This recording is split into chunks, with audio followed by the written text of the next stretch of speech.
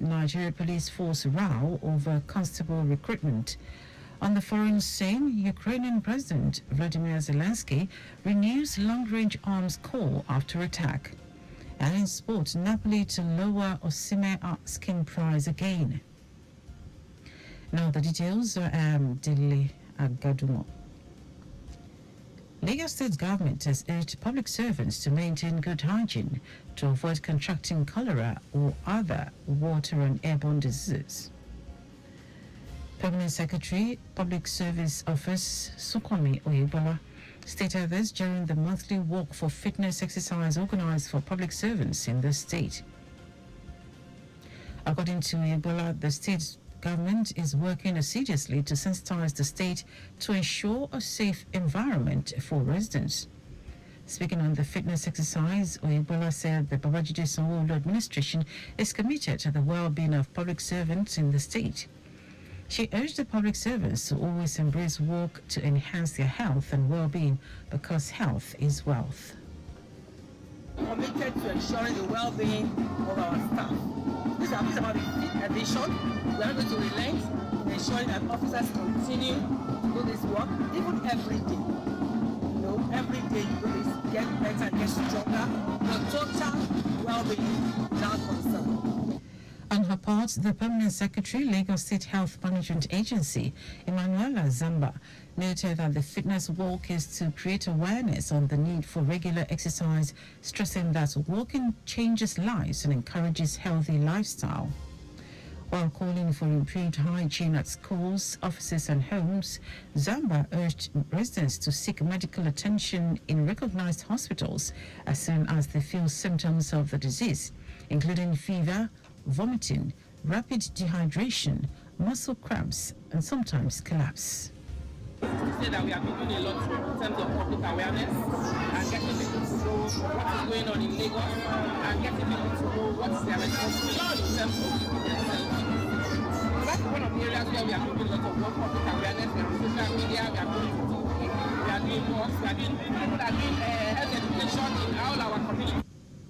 She said the Ministry of Health is in collaboration with the Ministry of Environment and Water Resources, Lagos State Environmental Protection Agency, Ministry of Agriculture to bolster community sanitation efforts and outbreak control, as well as get their sample of water for testing.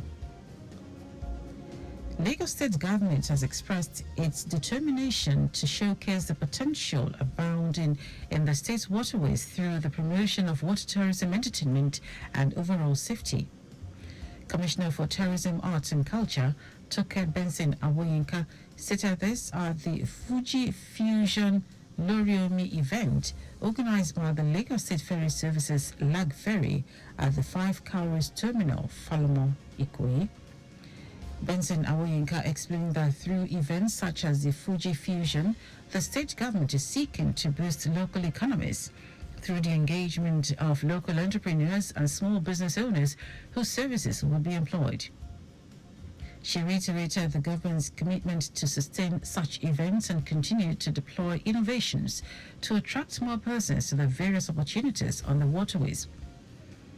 Managing Director, Lagos Ferry Services, Lag Ferry, Ladi Balogun, noted that by showcasing Fuji musicians who have become household names, the state government is demonstrating the status of Lagos as a hub of entertainment and tourism.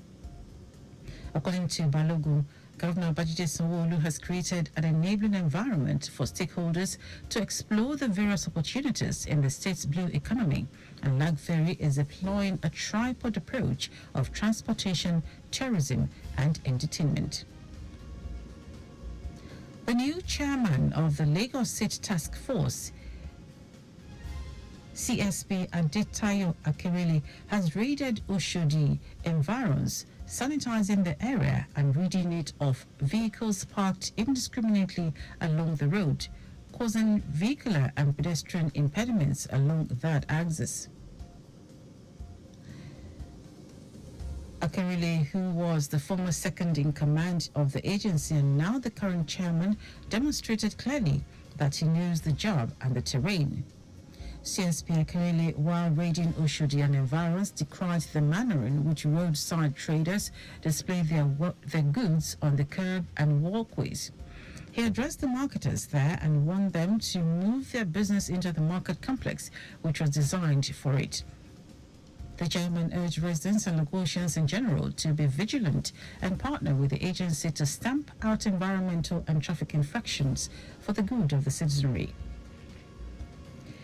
A walk has been held in Lagos State to create awareness on Parkinson's disease, courtesy Adewumi Desalu Parkinson's Foundation. The Parkinson's Disease Awareness Walk with the theme Can't Stop, Won't Stop, Stepping Up for Parkinson's started from Alaka Estate to Teslim Balogun Stadium in Surulere to sensitize residents of the state on the need for care and support for persons living with the disease. While speaking in an interview, a medical doctor, Egemba Fidelis, also known as Aproko Doctor, said the awareness was necessary to spread key information about Parkinson's disease, how it can be managed, as well as to promote available resources. According to him, the disease occurs when the cells that produce dopamine, a brain chemical, stop working properly and die prematurely. Fidelis noted that it usually starts slowly with tremors that are hardly visible, difficulty in understanding and thinking. This is Move for PD, which is a short form for Move for Parkinson's disease. Parkinson's disease is usually a neurodegenerative disease that affects a lot of Nigerians, and it's quietly underreported, so a lot of people don't know. And we used to think it's a disease of old age, but however, we're having incidences of younger people who are actually coming down with it. And this is our own way to raise awareness about the disease and, hope even research, increase the research allocated to the disease and help a lot more people even prevent it. People feeling symptoms like tremors, stiffness, loss or reduced sense of smell, difficulty in sleeping are advised to speak with a doctor in good time. The Turkish embassy in Nigeria has confirmed that there is no visa ban on Nigerian passport holders, dispelling reports that have raised concern. Reports surfaced suggesting that Ethiopia, Turkey, and the United Arab Emirates had revoked certain privileges for Nigerian passport holders, such as visa on arrival, e-visa, and outright passport issues. The report says specifically Turkey no longer allows Nigerian passport holders to obtain its e-visa, which was previously a seamless process. Despite these changes, the personal secretary to the Turkish ambassador to Nigeria, Uri Evelyn, has clarified there is no visa ban on Nigerian passport holders. Now to the rest of the stories. The Minister of Police Affairs, Ibrahim Gaidam, is intervening in the ongoing face-off between the Police Service Commission, PSC, and the Nigeria Police Force.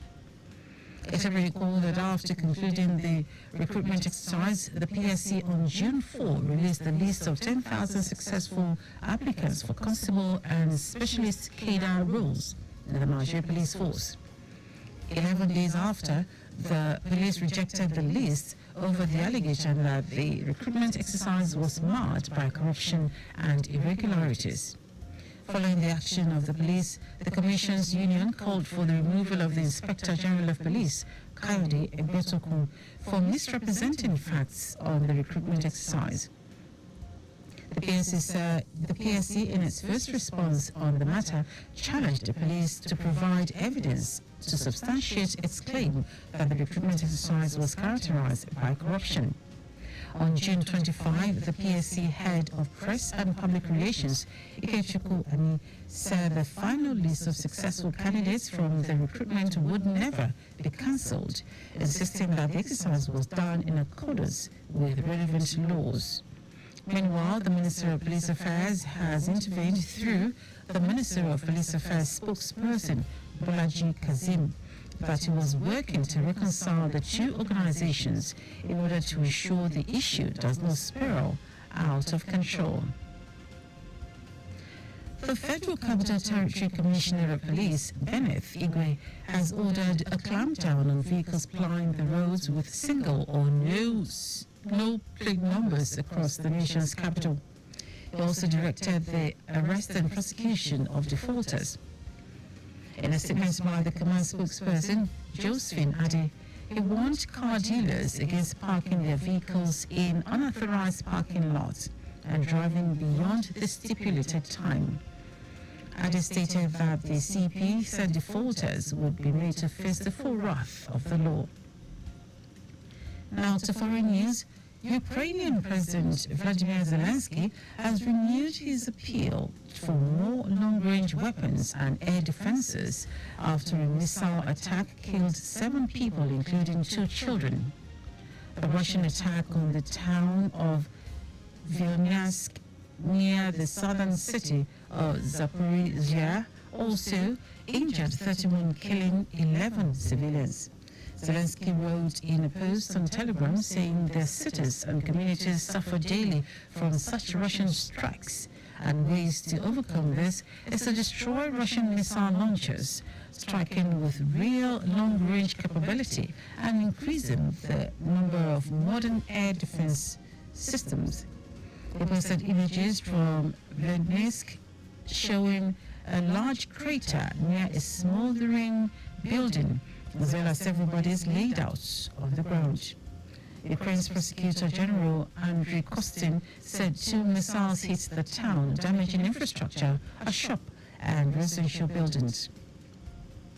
Now, sport. Napoli may have to once again lower the asking price for striker Victor Osimhen, as no club has made an approach for the Nigerian despite the club's hopes to sell him this season. The club is prepared to cash in on Osimhen this summer despite being the leading top scorer for the past 2 seasons, including in the Scudetto-winning 2022-2023 campaign. Back in December, the 25-year-old penned a new deal with Napoli running until the summer of 2026. A deal which has a release clause believed to be in the region of 120 to 130 million euro. The fact that Osimhen currently earns around 10 million euros per season in wages on his new deal is also not particularly feasible for Napoli long-term, particularly if the club intends to rebuild under new coach Antonio Conte this summer. And that ends on news at 10. Just before we go, always slow down at road junctions, intersections and pedestrian crossings. You can follow us and like all our various social media platforms: X Traffic Radio 961, Facebook Lagos Traffic Radio 96.1 FM, Instagram Lagos Traffic Radio 961. Subscribe and watch our news and programs live on YouTube at Traffic Radio 961. You can also visit our website at trafficradio961.ng. Did you know that the Sanwo-Olu administration donated security equipment worth billions of naira to the police? Get more details on the Lagos State Government website. To end the news, are the highlights of the major stories. Lagos State Government has urged public servants to maintain good hygiene to avoid contracting cholera, or rather water and airborne disease. The Minister of Police Affairs, Ibrahim Gaidam, is intervening in the ongoing face-off between the Police Service Commission, PSC, and the Nigeria Police Force. We also told you that Ukrainian President Vladimir Zelensky has renewed his appeal for more long-range weapons and air defenses after a missile attack killed 7 people, including 2 children. And in sport, Napoli may have to once again lower the asking price for striker Victor Osimhen, as no club has made an approach for the Nigerian despite the club's hopes to sell him this summer. For contact at the newsroom, send a message to info@trafficradio961.ng. That is the news broadcast compiled by Adesua Ejoyoka. I am Dele Agadumo. Good morning. Thank you for listening.